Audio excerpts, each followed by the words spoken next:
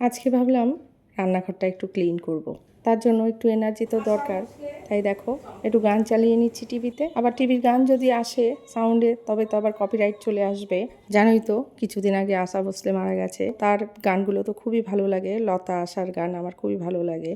তো ভাবলাম একটু গান শুনতে শুনতে কাজগুলো করি। আর আমাদের বাঙালিদের তো জানোই রিচুয়াল আছেই যে পয়লা বৈশাখের আগে রান্নাঘর বাড়ি সব কিছু পরিষ্কার করা। আমিও সেই মতোই সব কিছু আমার হাতিয়ারগুলো নিয়ে করে দিয়েছি কাজকর্ম। এই দেখো এইগুলো আমার প্রয়োজন পরিষ্কার করার জন্য। তোমরা সলিউশনটা বোধহয় দেখলে আমি কি কি দিয়ে বানালাম। এটা দিয়ে কিন্তু পরিষ্কার করলে তেল চিটচিটে ভাবটা খুব তাড়াতাড়ি কেটে যায়। তেমন কিছুই দিইনি, ভিনিগার, খাওয়ার সোডা আর দিয়েছি একটু লিকুইড ভিম সেটা। তো এখন একটা একটা করে জিনিসগুলো বের করে নিচ্ছি। সব কিছু বের করে সব ক্লিন করব। যদিও একটা রান্নাঘর পরিষ্কার করা একদিনে কোনোভাবেই পসিবল না। আর আমারটা তো একদমই না, কারণ রান্নাঘরটা একদম ছোট না। এতগুলো কাবার্ড, এতগুলো জায়গা জিনিসপত্র সমস্ত একদিনে করা সম্ভব না। তাই আমি অল্প অল্প করেই করছি।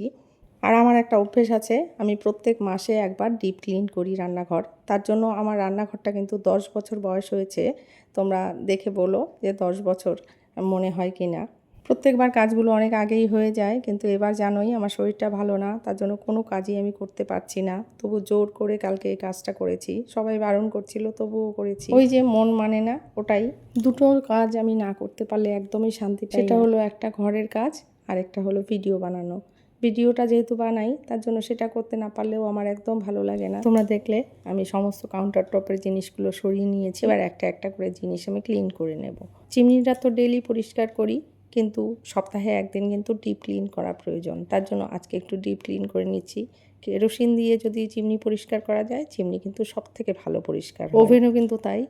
অন্যান্য সলিউশন থেকে কেরোসিনে বেশি ভালো পরিষ্কার হয়, কিন্তু আজকে আমার কেরোসিন ছিল না, তাই আমি এই সলিউশনটা বানিয়ে নিয়েছি। আর ওভেন পরিষ্কারের জন্য এই ব্রাশগুলো কিন্তু খুবই উপকারী। দেখো একটু ঘষে নিলেই একদম ওভেনটা কিন্তু চকচকে হয়ে যায়। আর আমাদের যেহেতু নানা রকম তেল মশলা রান্না হয়, তার জন্য কিন্তু ওভেনটা কিন্তু প্রত্যেক বেলাই মুছতে হয়। তারপরেও কিন্তু একটু জং ধরে যায় বা মরচে পড়ে যায়, সেগুলোকে একটু ভালোভাবে ঘষে নিলে সেই মরচেগুলো আর পড়ে না।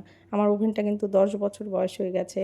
আর সব কৌটো বা কন্টেনারের মধ্যে তো জিনিস থাকে, সব কিছু তো আর সব সময় খালি করে ধোয়া মোছা সম্ভব না। তার জন্য আমি কি করি, এটা ভালোভাবে একটু মুছে নিই যেন তেল চিটচিটে না হয়। আর এই র্যাকটা দেখতে পাচ্ছ, এই র্যাকটা জানি না এটা কি দিয়ে বানানো, কিন্তু এটার মধ্যে যেহেতু তেলের বোতলগুলো রাখি, এটা কেমন যেন চিটচিটে মার্কা হয়ে যায়। তার জন্য আমি এটা রং করে নিয়েছি। তারপরেও আবার ভালোভাবে ঘষে মেজে ধুয়ে নিই মাঝে মাঝেই, কারণ যেহেতু ওভেনের পাশে থাকে। একদিনে পুরোটা দিলে ব্লকটা অনেক বড় হয়ে যাবে। তাই আজকে এই পর্যন্তই। পরবর্তীটা পরের দিন আসছে। আজ এখানেই শেষ করছি। টাটা।